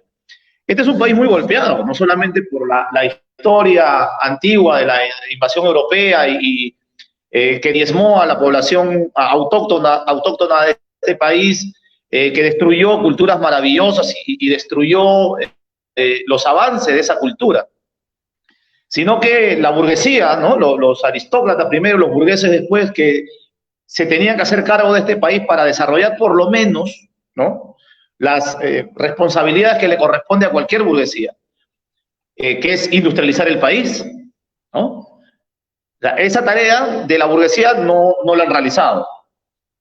Entonces, nosotros poder hablar del bicentenario con expectativas, como si se tratara de un mundial de fútbol, ¿no? Como si se tratara de una conmemoración divertida, nos tiene que llevar a una profunda reflexión de qué cosas somos como país. No es una fiesta. ¿Qué cosa vamos a celebrar en el Bicentenario como peruanos? Que tenemos la cifra más alta de infectados en el mundo, que tenemos la tasa de mortalidad más fuerte del planeta, ¿eso vamos a celebrar? Que no tenemos capacidad de proteger a nuestros agricultores, de que tenemos a los profesores peor pagados del continente, de que tenemos la deserción escolar más alta de América del Sur, y peor aún en plena pandemia, ¿no? Donde se ha profundizado la deserción escolar en más de 40%, en zonas tan dolorosas como el Callao, que ya venía siendo muy golpeado, donde la infancia se está dedicando al sicariato. ¿Qué cosa queremos celebrar? Que ninguno de los botones de esta camisa siquiera se puedan hacer en el Perú. El compañero, el amigo que está en Canadá decía, y no le falta razón, hay que invertir en el tema, hay que apostar en el tema de la tecnología, ¿no? Local y demás. Y es más, ya ni siquiera es un antojo, es una necesidad. Los expertos en el mundo señalan que la economía post-pandemia va a requerir por necesidad, no por antojo, ¿eh? No porque uno quiera, por necesidad, que los países sean más proteccionistas, que inviertan más en tecnología, en industria, en el desarrollo alimentario, farmacéutico y demás, porque es muy probable que esta situación se repita en el futuro y que nuevamente nos va a agarrar encerrados, ¿no es cierto?, durante gran tiempo, y el comercio se tenga que reducir, y por lo tanto es necesario, dicen los expertos económicos, esto que desde la izquierda hemos reclamado siempre, esto que la derecha, para poderse llamar pues una clase realmente burguesa, debió desarrollar con nuestra independencia. Nosotros carecemos de una clase dirigente, ¿no? Tenemos gobernantes que yo les he denominado, y disculparán la crudeza del término, tienen la psicología del drogadicto, ¿no? En la burguesía peruana, lo único que se dedica es a vender todo lo que encuentra. Si encuentra oro, plata, cobre, gas, petróleo, todo hay que venderlo. Para ellos no hay otro esquema, no hay otra ecuación, todo hay que venderlo. O sea, no les pasa ni por un segundo por la cabeza la necesidad de industrializar esa materia prima para generar trabajo, para implementar tecnología local, para capacitar a nuestra gente, para atraer, ¿no es cierto?, tecnología, como han hecho otras naciones. No alcanza el tiempo para explicarlo como me gustaría, el tema de la economía post-pandemia. Pero de cara al Bicentenario, ¿qué cosas somos? Somos productores de materia prima y somos el mercado mundial de toda la sobreproducción que existe en algunos países. Desde ropa, aún siendo el país que tiene el segundo algodón más importante del planeta, y hasta alimentos. Los que saben, y yo sé que los compañeros del SUTE lo saben, el Perú, que es la matriz de la papa, importa papa desde Bélgica y desde Holanda, para el tan sabroso pollo a la brasa que tenemos como plato bandera nosotros, ¿no? O sea, el país que inventó la papa, ¿no? Y pasa lo mismo con el trigo y con el azúcar y con 20 cosas, ¿no? ¿Por qué? Porque a nuestra clase dominante le conviene armar una empresa de importación, poner arancel cero, que aguantar a campesinos que le vayan a hacer un paro, que le vayan a hacer una huelga, que le vayan a exigir algo que vaya en contra de los intereses de la clase dominante. Entonces, bueno, esta semana ha sido muy interesante porque a todo lo que pide el pueblo se le denomina inconstitucional. Muchos comentarios que veo por ahí tienen absolutamente razón. Si nosotros no cambiamos la constitución política, si no partimos por algún lado, pues nada vamos a poder cambiar, ¿no? Tenemos la constitución más genuflexa con el modelo económico no sé si del mundo, pero por lo menos del mundo que yo conozco. No hay una constitución más anémica de contenido y más genuflexa con el mercado, ¿no? El derecho, no existe en los hechos el derecho a la educación o derecho a la salud, y lo estamos viendo, ¿verdad? El Perú es el país que menos invierte en educación en América Latina. Entonces, en el tema de salud igual, ¿no es cierto? O sea, puedes tener un sistema de salud público pero que no te sirve, porque si hoy te duele algo, te atienden en 3 o 6 meses. Y si vas al privado, pues no te alcanza. En los hechos no tienes derecho a la salud tampoco. Porque esta constitución se agarró de un término bien interesante, ¿no? Qué inteligentes son los neoliberales para apoderarse de las palabras, ¿no? Bajo el concepto de libertad. Tú tienes libertad de escoger tu sistema de salud y tu sistema de de educación y tu sistema de jubilación. Pero en los hechos estás en tu absoluto abandono y en las garras de monopolios económicos dentro de tu país. No vamos a salir de este embrollo hasta que no comencemos a cambiar la Constitución. Nosotros desde Perú Libre hemos hecho una alianza que se llama justamente Nueva Constitución. Están varios partidos y se siguen sumando más partidos, pero se están sumando gremios también. Tenemos 2,5 millones de firmas para que ya estamos digitando, la estamos trabajando. Este día domingo, y yo desde aquí lo invito al profesor Edgar, que cuando corresponde el tema de educación en el debate del texto de la Constitución, lo vamos a invitar. Desde ya le hago la invitación pública, compañero, amigo, porque esto lo tenemos que sacar entre todos. Vamos a digitar las 2,5 millones de firmas con suerte, ¿no? Con mucho esfuerzo, vamos a presentarlas para que en el mes de abril, que son las elecciones generales, exista en el balotaje la posibilidad de votar a favor de una nueva Constitución. Yo creo que ese no es la panacea, no es la solución de todos los problemas, pero tenemos que comenzar por algún lado. Y creo que todos estamos de acuerdo. Necesitamos un país, como son los países desarrollados, pues, ¿no? Desarrollan industria, desarrollan mercado interno, apoyan y subsidian a su sector agropecuario, invierten en la educación. Yo les daba un dato, ¿verdad? Les daba un dato. Tenemos 16.000, nos faltan 16.000 médicos en el Perú. Fíjense, ¿eh? Pero sin embargo, tenemos la carrera de educación más elitizada del planeta, ¿no? Acá solamente pueden estudiar o los que se endeudan con un banco y tienen suerte, o los hijos de los que tienen plata. Porque la carrera de medicina al año te sale $20.000. Y entenderán que la gente que gana 960 soles, que es menos de $300, está pues castigada a no intentar siquiera poder ser médico en este país. Entonces miren cómo estamos desconectados, ¿no? Cómo el mundo educativo está desconectado de las necesidades del país y del mundo laboral. Necesitamos pegar este país, necesitamos tener un proyecto de nación, un Estado que participe en la economía como lo hacen en Europa, como lo hace Estados Unidos, como lo hace cualquier país desarrollado. Yo quiero ir cerrando con esto para que la gente lo entienda, ¿no? El neoliberalismo es una trampita nomás, ¿no? Porque mientras a los países dominados nos dicen que no pueden haber empresas públicas, no se puede invertir en educación, no se puede subsidiar la agricultura, no se puede, el Estado no puede hacer industria, no puede participar de emprendimientos. En Europa sí pasa, en Estados Unidos sí pasa, en Canadá sí pasa. Entonces ellos tienen un mensaje para afuera, ¿no? Como países dominantes, y nosotros tenemos que aceptar como país dominado lo que ellos nos digan. Entonces nosotros no podemos echarle mano a la industria ni a la tecnología y tenemos que ser países dependientes. Si de algo nos tiene que servir esta pandemia, es para que este tipo de reflexiones nos hagan entender, en primer lugar, la absoluta necesidad que tenemos de la unidad en el campo popular. Si eso no lo tenemos, no vamos a hacer absolutamente nada. Todo puede quedar en bonitos análisis, en bonitas propuestas, pero necesitamos meterle mano al tema político. Estos 30 largos años de neoliberalismo en el Perú han destruido la nación y han malbarateado no solamente las empresas públicas que se han rematado al antojo de la corrupción, como decía alguno de los que me antecedió, sino que han terminado rematando el Perú. Fíjense, tenemos el 75% de la selva lotizada a las transnacionales, 24 millones de hectáreas de la sierra y de la costa, todo el mar lotizado, sin ningún compromiso de industrialización, peor que en la época de los españoles.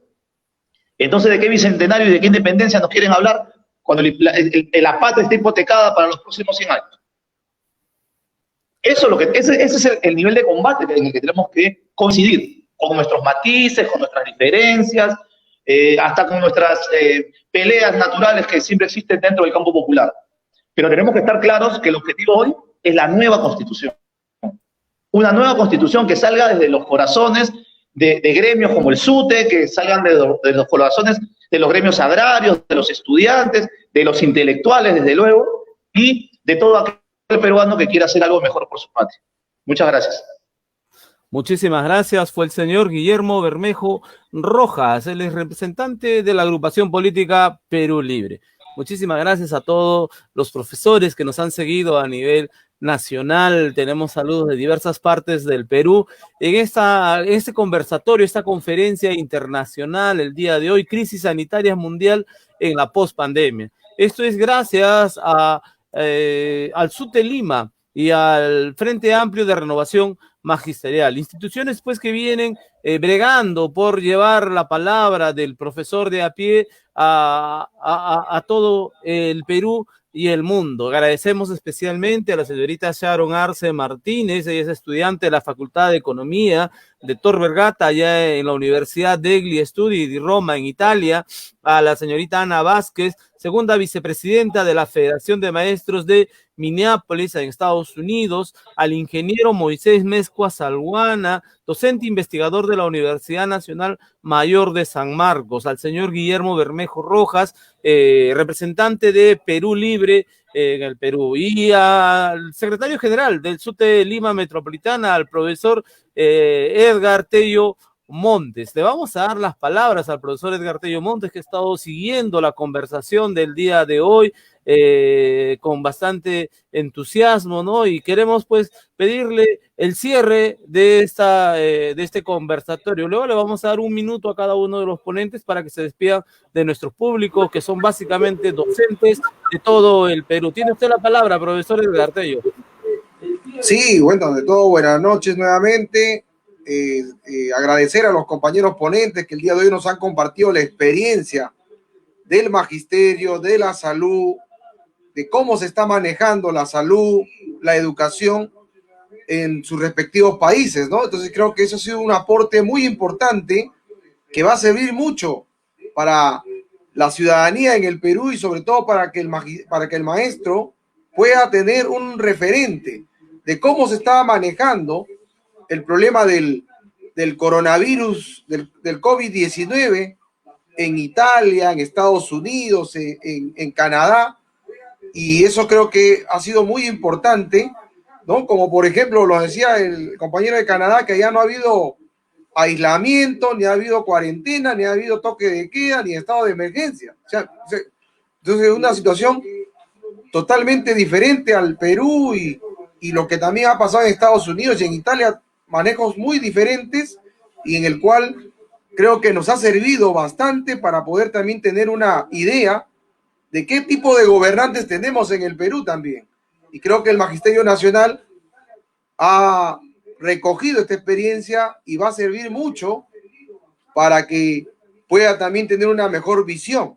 Y el día de hoy yo felicito y agradezco a los compañeros invitados por haber compartido su experiencia en cada país, ¿no? Y también el resumen, como lo decía el compañero moderador que nos ha dado Guillermo, que parecía que fuese una película, pues, digamos, una película de terror del Perú, ¿no? Entonces, prácticamente, pero es la realidad que vive el Perú, y eso indudablemente no dista de la diferencia de la experiencia de otros países. En ese sentido, yo agradezco, nos hacían preguntas aquí en el chat, uno decía, ¿no? Si en Estados Unidos tienen que tener tres trabajos para que puedan salir de pobre, ¿no? Otro compañero por ahí preguntaba, decía, ¿no? ¿Qué se debe hacer con toda esta situación que estamos viviendo, ¿no? Entonces, hay preguntas así que han hecho llegar los compañeros, y yo agradezco y felicito, ¿no? Y lo que también, bueno, felicitar y agradecer a la compañera también, a todos los compañeros, y nos da el honor de tener aquí también presente a la compañera también de Italia, porque fue el primer país que expresó la situación del COVID-19, ¿no? Y ahora ya está en un proceso de normalidad, y cómo también ha sido el manejo ahí en ese país. Creo que hoy día ha sido un buffet de experiencia y de aporte muy importante para la población peruana, el magisterio peruano. Y en ese sentido yo agradezco y felicito, y como manifestaba al inicio, creo que esta experiencia no va a ser la primera ni la última. Estaríamos programando otro evento para seguir compartiendo, y sobre todo ya la parte que ha faltado, ¿no? Cómo se ha manejado la parte económica también en cada país. Y eso también es un tema amplio que también ya lo tocaremos en otra conferencia para poder también precisar algunos detalles. Reitero mi saludo, mis felicitaciones y mi agradecimiento a cada uno de ustedes. Y bueno, yo también agradecer el esfuerzo de la compañera Sharon a pesar que estamos en una diferencia horaria de 7 horas, porque allá son en este momento 4 de la mañana, está con nosotros todavía dando ya por terminado esta conferencia. Bueno, ya os saludo la predisposición y le agradezco por su aporte que nos ha dado el día de hoy. Muchas gracias. Muchísimas gracias, profesor Edgar Tello Montes. Él es secretario general del SUTE Lima Metropolitana, afiliado a la Federación Nacional de Trabajadores de la Educación del Perú, FENATE Perú, llamado también las bases regionales del Perú. Un agradecimiento muy especial a cada uno de ustedes por hacer grande este programa, este pequeño programa organizado desde San Juan de Miraflores, un pequeño distrito de Lima. Gracias también al presidente del Frente Amplio de Renovación Magisterial, el profesor Leoncio Guevara, que permite, pues, ¿no? Esa agrupación que dirige y que gracias a esto hemos venido creciendo poco a poco, de tener pequeñas reuniones casi en una localidad, tener transmisión en todo Lima, a nivel nacional, y ahora nos estamos internacionalizando gracias a ustedes, los panelistas. Muchísimas gracias, señorita Sharon Arce, a la señorita Ana Vázquez, al ingeniero Moisés Mezcua, al señor Guillermo Bermejo. Le vamos a dar las palabras un minuto para despedirnos de todos los profesores del Perú que nos vienen siguiendo día a día a través del Facebook. Tiene usted la palabra, señorita Sharon Arce. Gracias. Quería agradecer al profesor Tello por la invitación a este conversatorio. Me ha servido para estar al tanto de tantas cosas que desconocía de lo que está sucediendo actualmente en Perú, ¿no? A veces aquí con las noticias no es que te informas tan a profundidad. Y bueno, espero participar en una próxima oportunidad. Les agradezco Muchísimas mucho gracias, muy amable. Le vamos a dar la palabra al ingeniero Moisés Mezcua, le agradecemos enormemente el trabajo que viene realizando, el participar el día de hoy, ¿no? El regalarnos este tiempo para que nuestro pequeño programa pues salga adelante. Ingeniero Moisés, tiene usted la palabra. Muchas gracias. Respondiendo a una de las tantas preguntas, realmente el tiempo es bastante apretado. Deseo compartir con respecto a lo que es la privatización y lo que es la parte de del manejo del Estado, ¿no?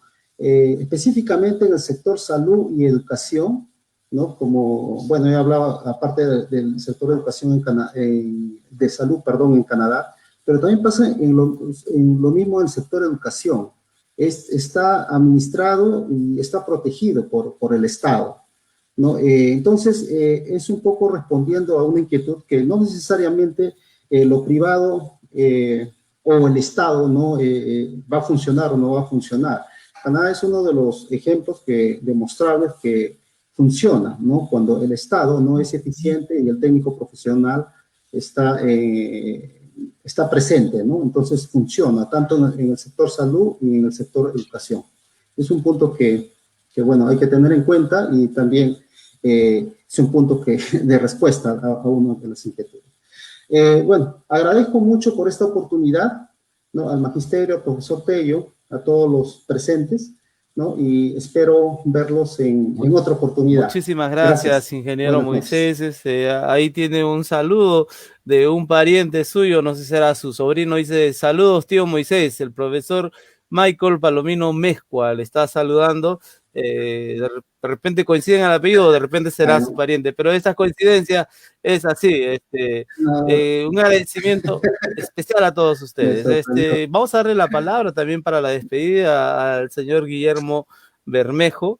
No, primero vamos a dar las palabras a la señorita Ana Vázquez. Ella también es para que se despida del público peruano. Básicamente somos profesores los que escuchamos y vemos este programa del Facebook del SUTE Lima.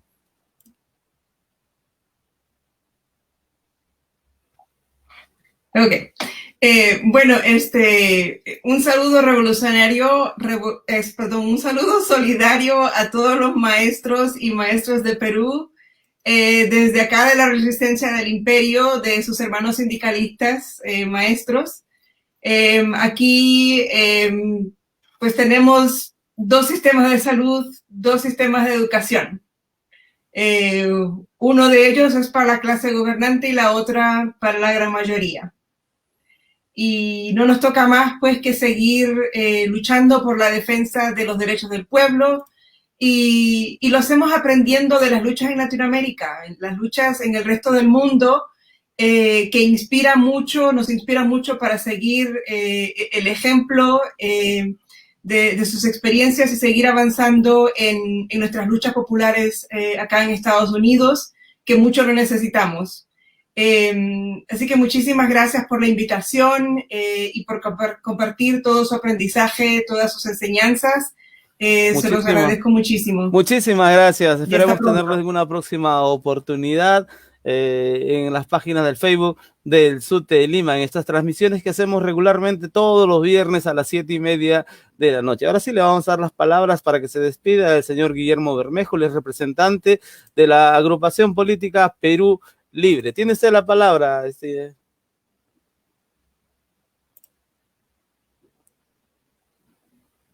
Muchísimas gracias a los compañeros del SUTE, al profesor Edgar Tello en particular,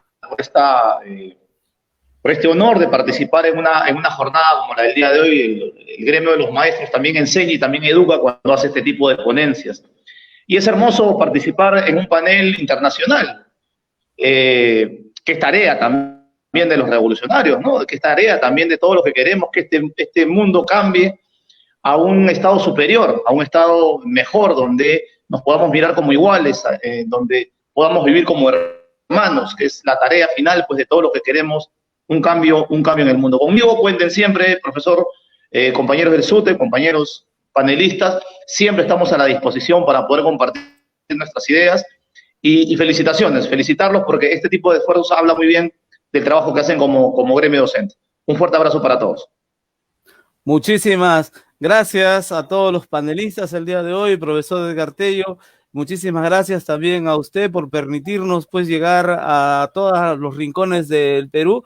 Un agradecimiento especial a cada uno de los profesores que participan a través de las páginas del Facebook, aquellos que escriben en el chat, aquellos que dan sus preguntas, aquellos que de alguna u otra forma siguen este programa. Muchísimas gracias a todos. Vamos a cerrar este programa. Con nosotros será hasta una próxima oportunidad. Los invitamos el próximo viernes. Tenemos un programa muy especial. Siempre está preparado estos programas. En ese sentido, agradecemos al profesor Edgar Tello por la forma como nos viene apoyando. Muchísimas gracias. Con nosotros será hasta la próxima. Buenas noches.